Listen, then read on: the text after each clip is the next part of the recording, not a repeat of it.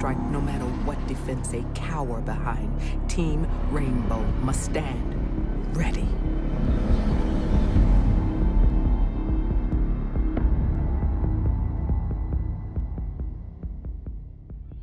Hey everyone, welcome to Ranked Gaming, Clips here, bringing you one of our final reviews of this year, this time featuring Rainbow Six Siege. Rainbow Six Siege is the latest installment in Ubisoft's great FPS franchise. It's a game that focuses on the multiplayer, pitting 5 people in each team to square off against each other. Now the game has great tactical variety, and it's a game that's very dependent on communication and teamwork. Now the game had a great first impression on me, to be honest. I'm not a big FPS fan, but this game, wow. Mainly because it's not so much dependent on the individual skill. You gotta think and you gotta make the best out of your comp, depending on the synergy you have with the operators your team chose. Now even though I really got addicted to it at first, it kinda got boring after a while, because it forces you to grind to unlock pretty much anything. It does offer some good variety, with a bunch of maps, several operators which have different playstyles, a huge amount of tactics you can execute, and some really nice flashy plays when you work as a team. Alright, so the story of the game. Well, there isn't any. It's a multiplayer game. If I were to describe the story, it would be blow up walls and heads. It's 2 teams and it's time to go, that's it.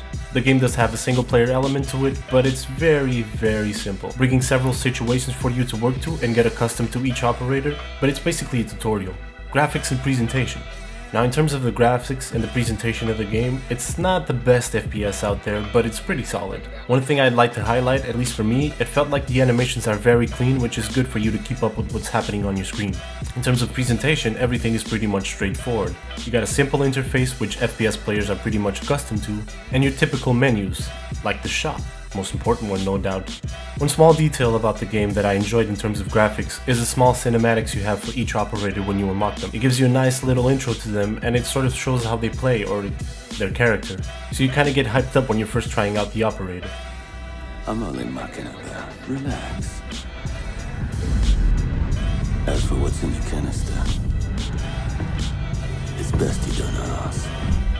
Alright, let's jump into what matters in this game because it's all about the gameplay. The multiplayer element has an impressive variety to it. 11 maps, 20 operators, each with different skills and different ways for you to play them. Now the game might be a bit overwhelming at first because you gotta get used to the maps especially, and to the operators. And the fact that you have destructible maps opens up so many angles, so many ways you can reach your objectives, that at first pretty much what's gonna happen is you're gonna have someone shooting right through the wall at your head. One of the gameplay elements I really enjoy about this game, it's its realism. It takes one good single clean headshot for you to be out of the game, no respawns. So if you want a game where you get the slug out bullets and you get 500 shots before you even get damaged on your leg, this is not the game for you. Another thing that helps you to strategize is the noise in the game. You'll hear people walking above you, below you, next to you. You get to recognize where shots are coming from. You have items like the barbed wire that you can throw on the ground, so when enemies walk through it, you'll hear them and they'll get slowed down. So really, as you can see, this is a game about tactics and reaction.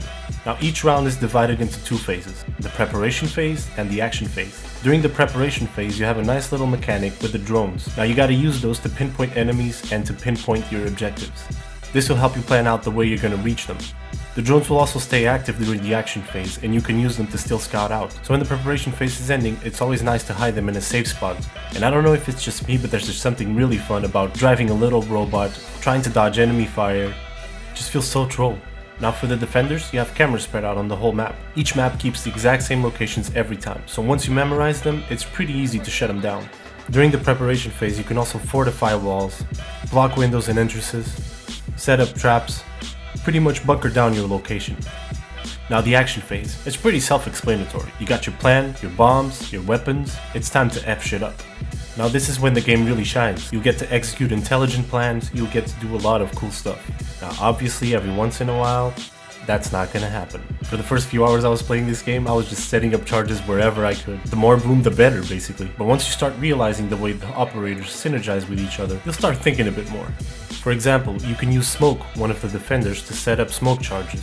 When triggered, these will explode and launch deadly gas on your enemies. On the attack, one of my favorites is Termite. This guy uses charges that can blow up pretty much anything.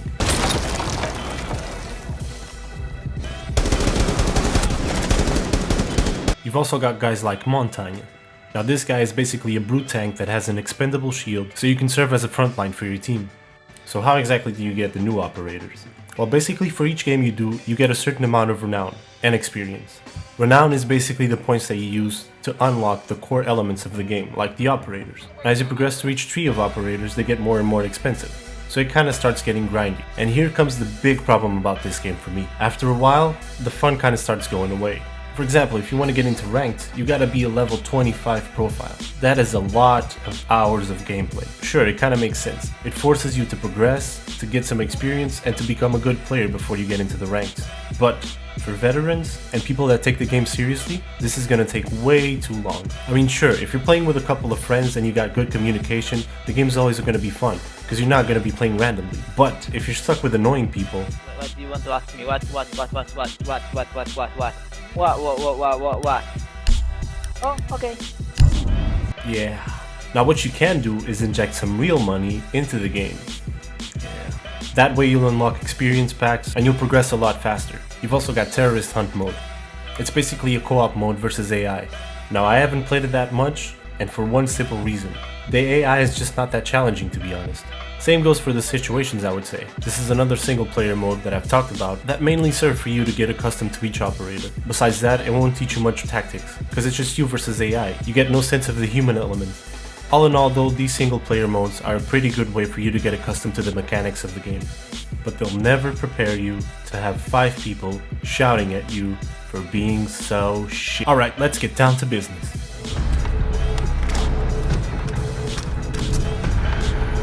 Tom Clancy's Rainbow Six Siege gets a Captain ranking. It's a great game for FPS fans to pick up, but it does require patience. Rainbow Six Siege definitely feels unique and refreshing, but the fact that it's so team-based, that it's so reliant on communication and good teamwork, works both for it and against it. Overall, I feel like it's a really good game. With a couple of tweaks and some added content, hopefully it'll be able to sustain for quite some time. Alright guys, that does it for another Ranked review. Thank you so much for watching. I hope you enjoyed it. If you did, don't forget to drop a comment. We always appreciate the feedback. And don't forget to subscribe to our channel right here.